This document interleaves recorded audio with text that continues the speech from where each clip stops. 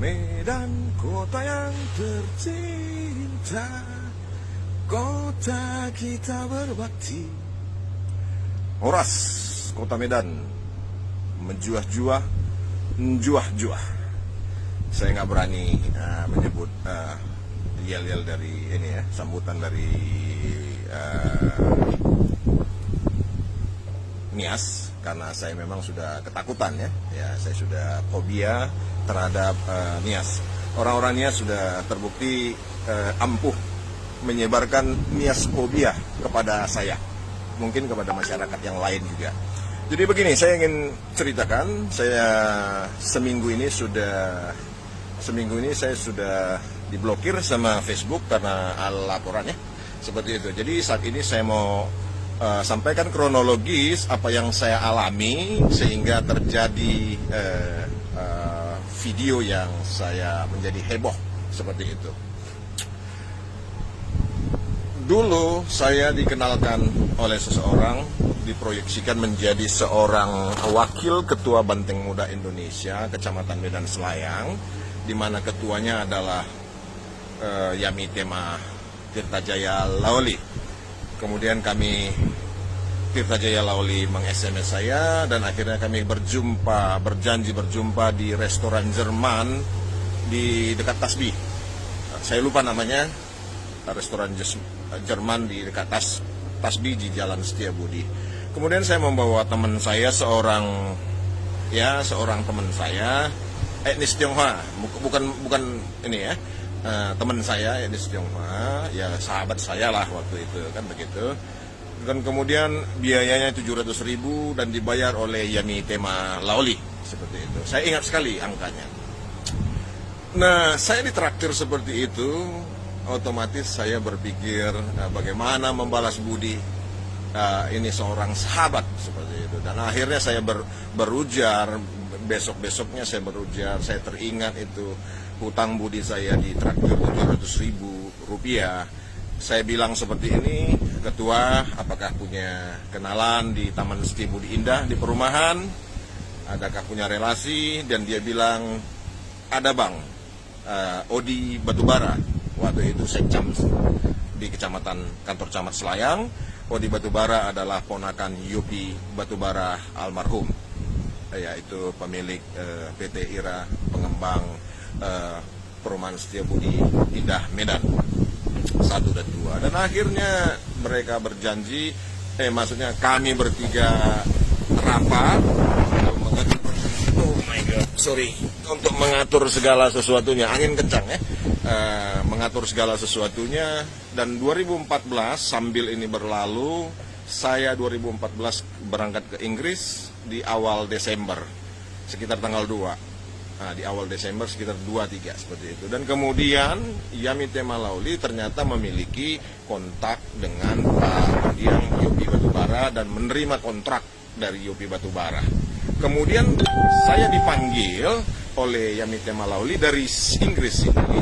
Saya mengerjakannya seperti itu ya, untuk mengeksekusi angkutan sampah, karena profesi saya adalah angkutan sampah swasta, namanya CV Solusi seperti itu. Dan akhirnya karena beliau tidak tahu bagaimana mengeksekusi sampah, akhirnya saya pulang setelah 3 minggu dari sini mengantar anak-anak saya untuk bergabung dengan mamanya yang ambil S3 di sini. Akhirnya saya pulang ke Medan segera 25 Desember untuk mengeksekusi sampah di perumahan Taman Setiabudi Indah Medan 1 dan 2.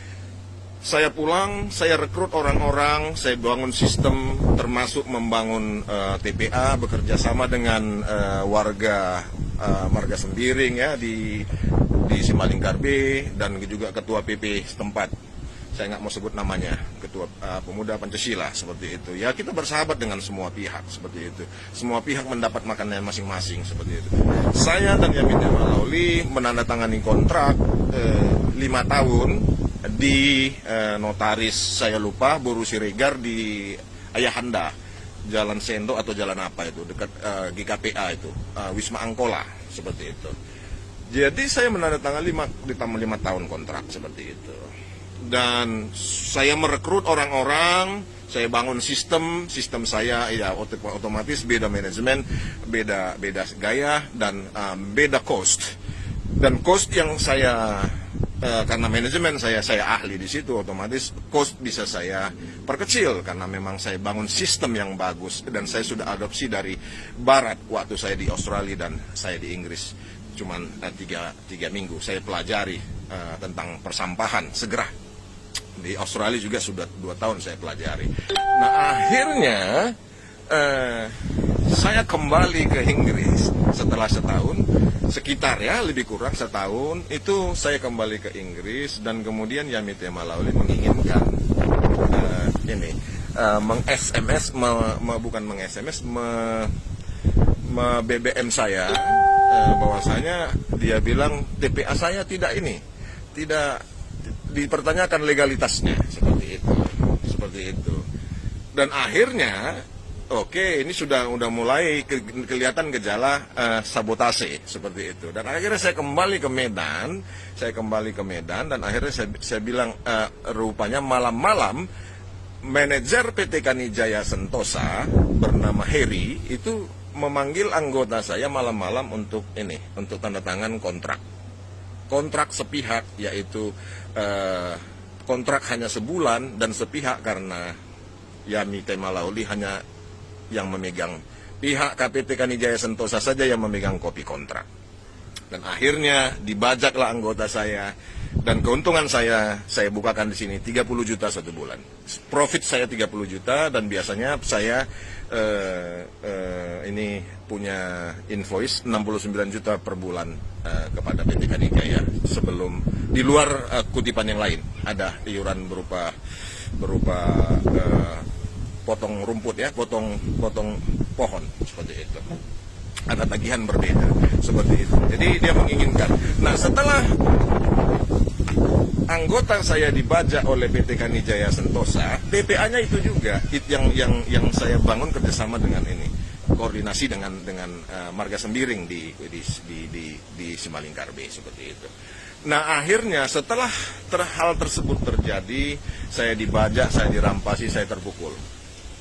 Saya bicara dengan Tema Lauli waktu itu, waduh gimana ketua, itu cicilan mobil saya, armada saya ada 1, seperti itu. Dan dia diam saja. Kawan-kawan sekalian, saya mengaku bahwasanya tentu saya frustasi. Waktu itu frustasi, ada takut, ada frustasi karena bapaknya adalah Menteri Hukum dan HAM. Dan ya, tulangnya pamannya kita tahu siapa. Saya tidak mau ribut, tidak berani ribut persisnya. Tidak berani ribut, dan akhirnya saya berpikir kalau saya kerjakan ini, saya harus bayar pengacara untuk hasil yang belum tentu hasilnya. Tapi kalau saya kembali ke Inggris, minimal 1,5 juta per hari saya dapat. Akhirnya saya putuskan dengan rasa kecewa, dengan rasa berat hati, saya putuskan untuk tidak mengambil jalur hukum. Tidak mengambil jalur hukum dengan konsep mungkin bukan hukum positif yang saya tempuh, tetapi bisa saja hukum budaya, hukum adat. Saya ingin main di sosial, hukum sosial seperti itu. Dan akhirnya saya mencoba untuk menulis keluhan saya di Facebook saya. Saya juga menulis, meng-copy paste-nya ke Facebooknya Bapak Yasona Lauli.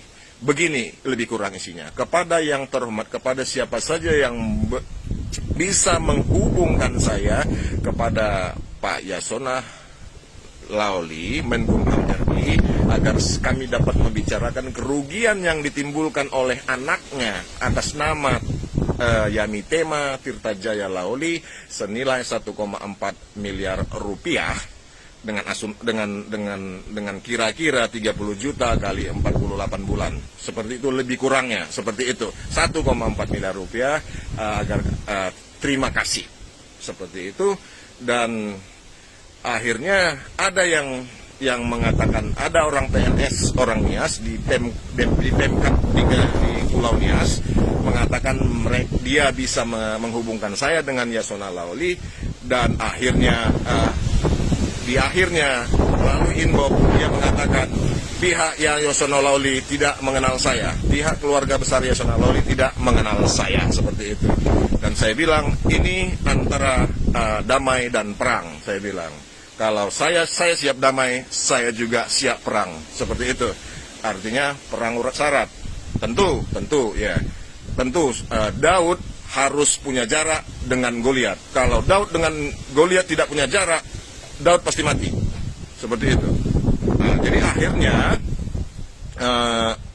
akhirnya saya copy paste juga itu komen permohonan saya itu di grup Facebook Nias Selatan, grup Facebook Nias Barat, dan grup Nias lainnya, beberapa yang lainnya. Saya sampaikan keluhan itu, saya sampaikan permasalahan itu di grup Facebook Nias Selatan, Nias Barat, dan lain-lain.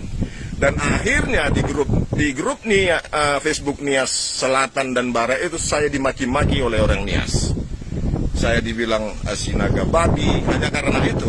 Ada yang bilang nenek moyang orang Batak itu monyet katanya. Dan akhirnya saya mundur dari situ. Saya mengatakan seperti ini. Saya mohon maaf. Saya dirampok ya. Saya sudah dirampok. Saya coba menggapai dengan secara sosial, secara persuasif. Saya dimaki dan nenek moyang orang Batak disebut monyet. Hanya admin grup tersebut yang berhak untuk membantah ini. Seperti itu. Hanya itu.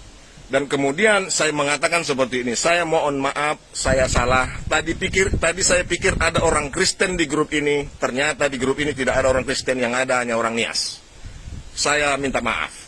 Saya bersalah, saya bilang seperti itu, dan saya dikeluarkan dari grup itu oleh admin pasti dengan sakit hati dan hancur lebur. Karena saya sudah dirampok oleh orang Nias dan kemudian saya dimaki-maki, hanya meminta pertolongan supaya menyelesaikan secara hukum adat, dan akhirnya saya dimaki-maki dan ditendang keluar, seperti itu. Mungkin hal itu membawa ke dalam nurani saya, seperti itu. Begitulah keadaannya sampai suatu saat saya melihat ada kesempatan untuk mendamaikan Ibu Gea dengan, saya lupa itu Marga Ginting itu, saya lupa namanya. Jadi saya berpikir saya mampu memberi 100 juta kepada Ibu Gea untuk uang perdamaian yang dimintanya dari 150 juta, dan Ibu Nur Halimah saya pikir saya bersedia membayar uang sekolah anaknya, keluhan dia, sebelum Ibu Nur Halimah keguguran karena terlalu stres. Itu pasti suami di penjara dan sebagainya, dia pasti stres. Tapi artinya kalau mereka bisa didamaikan seperti itu, diperdamaikan, Ibu Gea bisa dapat 100 juta, itu kan keren. Artinya Ibu Gea bisa membangun hidupnya, sisa hidupnya ke depan dengan 100 juta bisa bisa jadi toki apa begitu. Seperti itu yang pemikiran saya, sangat sederhana seperti itu. Jadi yang mau saya sampaikan, saya sudah dirampoki oleh orang Nias. Kemudian saya dimaki-maki sama orang Nias ketika saya sampaikan hal tersebut untuk minta bantuan. Dan saya dihina, nenek moyang orang Batak dihina sebagai monyet oleh orang Nias di grup Nias Selatan. Kemudian saya minta maaf, dan kemudian saya coba lagi mendamaikan Ibu Gea dan siapa itu, dan si Bro Ginting itu. Tetapi memang saya menceritakan ada kisah cerita saya dengan seseorang memang bertelepon, ada yang mencemaskan budaya tersebut masih dijalankan seperti itu, dan akhirnya saya harus dilapor kepada polisi seperti itu. Kawan-kawan orang Medan yang budiman, Anda berhak untuk menilai segala sesuatunya secara holistik, secara komprehensif, mulai dari runtutan cerita ini. Itu kisah saya yang sebenar-benarnya terjadi. Saya tidak mau bersumpah karena saya tidak diajarkan tidak untuk bersumpah. Jika ya, katakan ya, jika tidak, katakan tidak. Jika benar, katakan benar. Jika tidak benar, katakan tidak benar. Seperti itu. Jadi, yang mau saya sampaikan adalah, orang-orang Nias, sungguh, kekompakan kalian saya salut. Termasuk untuk membuat seorang Konrad Sinaga menjadi fobia Nias. Saya fobia. Saya ketakutan. Saya akui kekompakan kalian membuat, saya pikir bukan saya saja, banyak orang akan fobia terhadap Nias. Karena apa? Konrad Sinaga sudah dirampok, kemudian dirampok oleh orang Nias, kemudian dia curhat di grup Nias, kemudian dia dimaki-maki, dihajar, ditendang juga dari grup itu, kemudian dia minta maaf, dia pula yang minta maaf, kemudian dilapor ke polisi. Jadi ini bukan melibatkan hanya satu orang Nias saja. Saya dimaki-maki oleh grup Nias, di grup Nias Selatan, grup Nias Barat, dan sebagainya. Jadi ini bukan antara Konrad Sinaga dengan satu orang Nias, tapi kelompok Nias yang begitu besar. Luar biasa. Jadi Nias fobia akan terjadi di Kota Medan. Dan di sisi lain, hatiku memang ada ingin menginjil, mengeritisi, seperti itu. Mengeritisi, menginjil. Tapi saat ini saya mau katakan, saya kibaskan kakiku, debu di kakiku, dan aku akan berbalik. Aku sudah selesai dengan penginjilan dengan orang Nias, dan sehingga penghukuman kepada Sodom akan lebih ringan daripada hukuman kepada kalian. Seperti itu. Jadi saya mau sampaikan bahwasanya apapun yang terjadi di depan, apakah saya dijemput oleh Bareskrim seperti yang kalian memang hebat, Yasona Lawli hebat. Dia adalah Menkumham RI yang powerful, maha kuasa di Indonesia. Yasona Lawli maha kuasa di Indonesia. Itu versi orang Nias. Saya akuin itu. Kalaupun saya dijemput dengan tangan terborgol, artinya saya sudah berjuang. Bahwasanya orang Batak bukan kaleng-kaleng, orang Medan bukan kaleng-kaleng. Orang benar tidak boleh kalah dengan sekelompok orang Nias yang powerful karena Yasona Lawli. Saya dizolimi, tapi kemudian kalian melaporkan saya ke polisi. Tuhan besertaku. Kalian mendatangi aku dengan kuasa Yasona Lawli yang maha hebat, Menkumham RI. Saya mendatangimu dengan kebenaran di hatiku, di otakku, di jiwaku, di ragaku. Kebenaranku bawa untuk kuasa dari Tuhanku yang maha kuasa menghantammu dengan alih-alihku dari jauh. Seperti itu. Intinya apapun yang terjadi di depan, apakah saya harus dijemput oleh Interpol dengan tangan terborgol, saya sudah berjuang. Sudah berjuang menghadapi Nias-Nias bajingan. Nias-Nias yang merasa suci. Kalian kompak menghantami aku. Dan aku berjuang sampai aku tidak mampu lagi untuk mengatakan apapun. Aku berjuang. Dan di sisi lain, aku mengucapkan terima kasih kepada orang-orang Nias yang sudah mengerti dan mendukung aku secara inbox. Demikianlah saya sampaikan hal ini secara komprehensif tanpa teks. Apa yang saya alami, deritaku selama ini ku alami dan ku sampaikan kepada ini. Saya juga udah pernah sampaikan kepada Simon Simanjunta ya. Simon Simanjunta yang staf ahli DPR RI dari PDIP. Saya sudah pernah sampaikan ini karena ini bicara tentang PDIP, tapi ada hubungan dengan PDIP. Tapi Simon Simanjunta, Anda tidak ada respon yang tepat, walaupun kita kawan satu kampus dulu. Ya, saya juga mengecam Anda bahwasanya Anda terlalu ego dan